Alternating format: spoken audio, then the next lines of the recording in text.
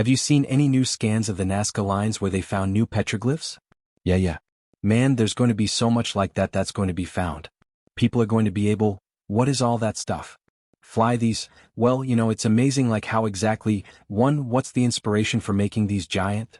The sophistication is in the planning and the math behind how exactly you make these images in the ground that are miles wide and very intricate.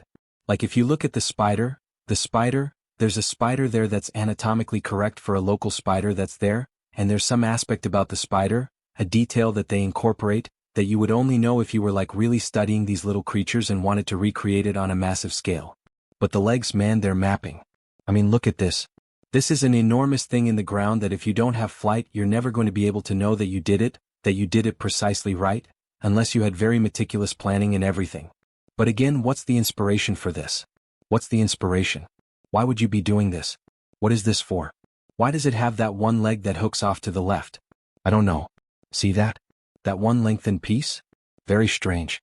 Well, the Nazca, the exact timeline of their civilization is a little bit blurry.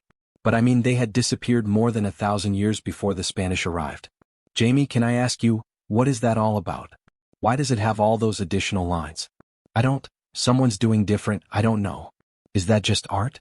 Yeah, I think they're making it on maybe one of those sand tables or something like that. Be a cool t-shirt. There's other weird ones like the one that looks like an astronaut. Yeah, he does. I actually think that's a palpa line, which is a different culture that does the same thing. If you look up palpa lines, you may be able to tell. Oh, so there's quite a few of them. Look at that one, the jester one, the one with the antenna in the upper left. Like, oh yeah, look at him. No, that, yeah, there it is. Like that one. Where does that come from? You just can't make it that big. Make it a little smaller. There you go. What is that? AI covers? What's that? It says AI on cover. Oh, are they AI? But this is AI. I'm sorry, this is the AI. Look at the shark. Look at the shark on there. Isn't that cool? So you have seafaring. Dude, okay. Do you know of Vanapo in Easter Island? I think it's called Vanapo. It's this platform building that, on Easter Island with all the big heads, that is the exact same architecture as what we're seeing in Peru. These people are traveling out into the Pacific Ocean and back. It's fascinating, man. Thor Heyerdahl with Kon-Tiki, he proved it. Yep, there we go. Yeah, so, it's falling apart. It's not the same stone. It's a local volcanic sandstone, I think. I don't think that this is basalt. It might be basalt. But it's a volcanic stone. I'm actually pretty sure it's basalt. It's made out of the same thing as the Easter Island heads. So you have this Vanapo. But another project that my exploration center is working on later this year is we're going down to make a new updated archaeological map of Easter Island, Rapa Nui. And I'm not going, but this is Dr. Barnhart doing it, and there's another site down on the remote end of the island where there's another structure like this that you never see mentioned. And so we're going to document that and put that out. So there's no doubt that, these people are incredibly advanced, incredibly connected, incredibly intelligent. And it's just so mysterious. Okay, do you know of the Blythe Lines? Have you heard of this? No. Blythe, California. There are Nazca lines up there. Really? Yeah. We should look this up. Yeah, so where's Blythe? I think it's right before you get to Nevada. You're like driving, so you'll pass right by it if you're driving from Las Vegas into California, I think.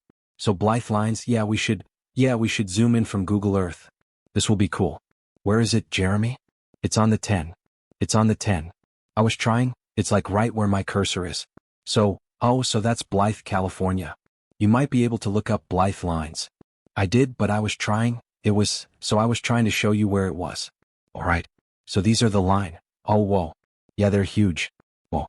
So, dude, this is not, to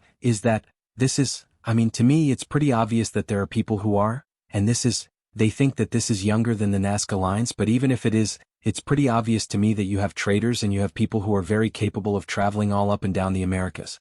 It's all interconnected. And how many of these lines exist? It's not really majorly studied, but I think that there's a few of these images that are out there and more that are further off into the desert that some people have. One of them was a monkey. How do they even know what monkeys are? Well, I'm trying to figure out okay, that's a great question. Were there monkeys in California? No, I doubt it.